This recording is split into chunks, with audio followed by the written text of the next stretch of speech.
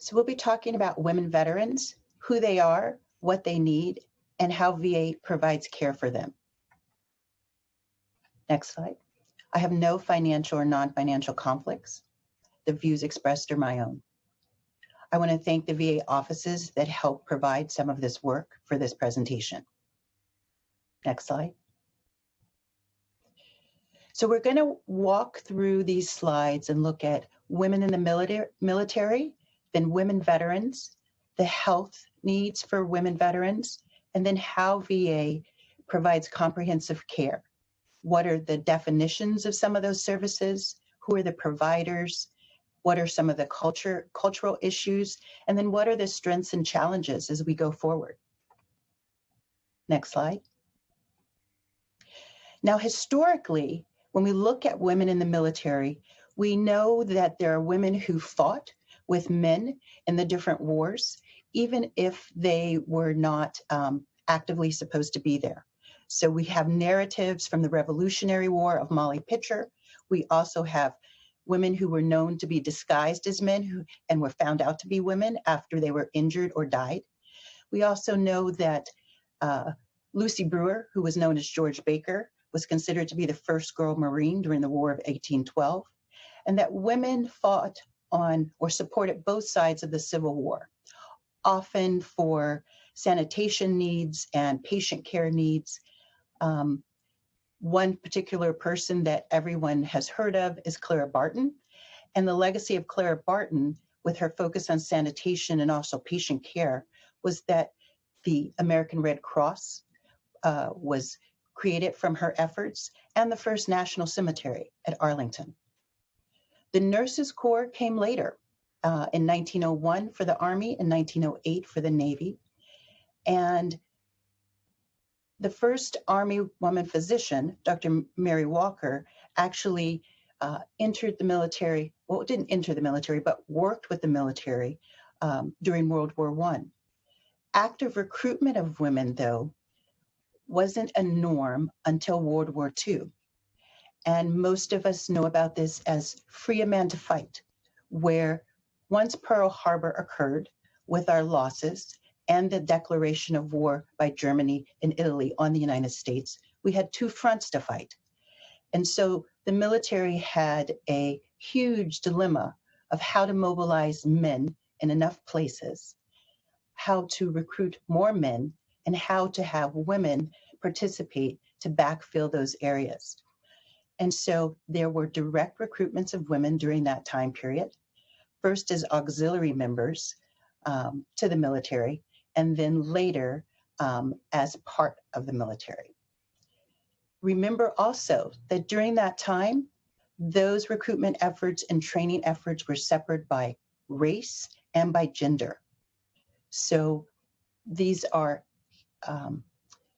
huge pieces of our history, wonderful stories that provide a context of how we responded under pressure. And the discussions that occurred actually can help inform the discussions that are occurring today.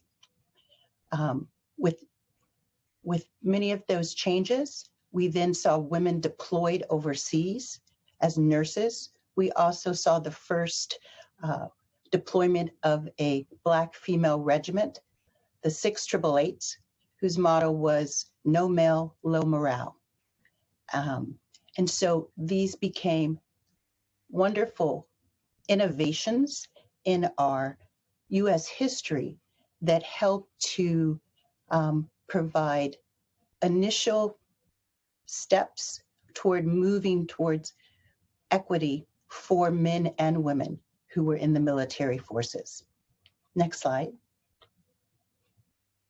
So when we look across the war eras in the U.S., we find that there was a very small percentage of women during World War II. And there were actual caps on women in the military during that time period and all the way through to Vietnam era. And caps were increased during Vietnam from 2% to 4%, but then they were not removed until we became an all-voluntary military. So you can see in 1973, after the draft ended, that there, with the all-voluntary military, there were more women who were recruited and more women who volunteered, and that has increased to 8% around 1980, then 11%, up to 17% and higher currently. Next slide. So then when we look at how many women use the VA system after leaving the military, what we've seen from the past 20 years is that there has been a persistent increase in women who are coming into the VA. In 2000, there were a little over 150,000 women known to use the VA system. And since that time, over the last approximately 20 years, that number has tripled to over 500,000 women. Next slide. When we look at this graphically, the green dotted line shows us the distribution of women around fiscal year 2000. We used to call this green dotted line a bimodal distribution of women. When I was a fellow, that's what I called it. And since that time, we now see this huge influx, the purple line, where we have a broad young adult and middle-aged adult women veteran population using the VA. Next slide. And when we break that down into strata or age cohorts, so you can see where do the largest age cohorts fall, you can look at the middle category, 45 to 64 years old, and see that over 200,000 women are in that age group category. And then the next highest in the 30 to 44-year-old group, 150,000 women. And if these women continue to participate in VA care, we will see them go through major portions of their lifespan if they choose to continue to use VA for health. Next slide. So what are the common conditions or health needs of women who come into the VA? The top 10 conditions for women using the VA system include these items listed here, from hypertension, depression, lipid disorders, to musculoskeletal disorders. When we try to understand what are the broad categories, they are cardiovascular factors, mental health issues, and musculoskeletal issues. Next slide.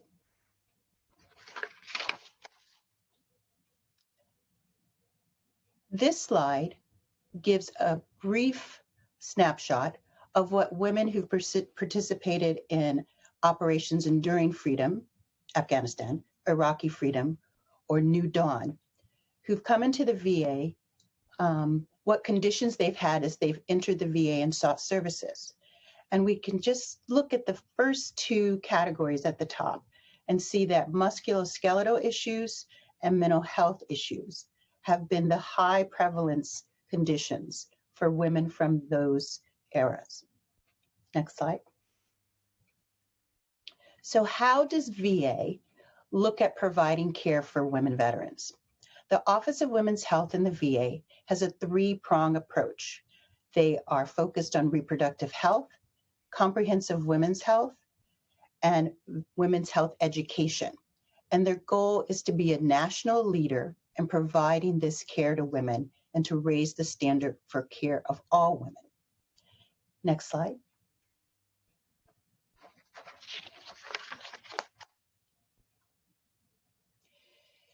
When they talk about, when the Office of Women's Health talks about complete care for women, they are talking about the following: comprehensive primary care, meaning acute and chronic conditions, preventive care, gynecology care, maternity care, mental health services, and specialty care. Next slide. When they're talking about comprehensive primary care and how it's delivered, within the VA terminology, they sometimes discuss the models. And so that care can be delivered through general primary care clinics, through clinics that have separate but shared space. So it could flip on a specific day to a women's specific clinic from the general primary care, and then to comprehensive women's health centers. Next slide. When we are discussing primary care providers who are designated for women's health, by VA definition, this is a primary care provider who's trained and experienced in women's health issues and preferentially is assigned women veterans in their healthcare panel. Next slide. So as VA has had this influx of women veterans into this system, there was also a need to increase comprehensive primary care for those women and to have providers who felt equipped to give that care across the nation. And so policy was created so that there would be women's health designated providers at all sites of care who would preferentially get assigned women to their panels. Next slide.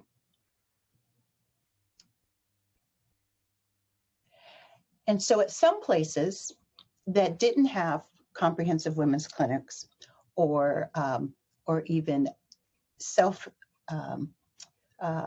designated providers who were comfortable caring for women veterans as well as men veterans, VA had to hire or train, or both, providers who could offer all of these services, especially if those have been providers who may have been seeing only men for many years.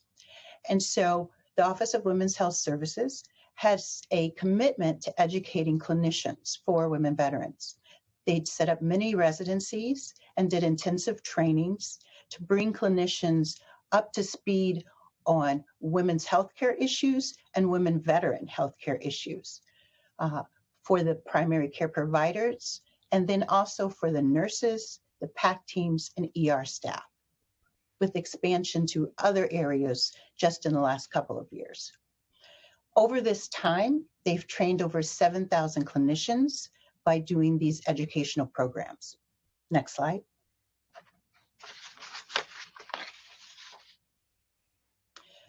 A little bit of the data we have about women veterans who use designated women's health providers compared to general providers in the VA.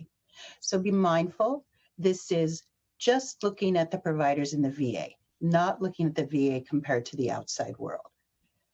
So just doing that, looking at some of the fiscal year 2012 data, investigators found that women assigned to women's health providers had higher overall ratings of their experiences compared to women who were not, and were more satisfied on 6 different domains of care.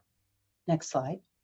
Thank you so much, Dr. Bean Mayberry. Do you think that perhaps we can include some of your further comments as we get into the discussion period, and then have you come back and give us some more information about satisfaction? Sure. Great. I appreciate this because this is such a rich discussion.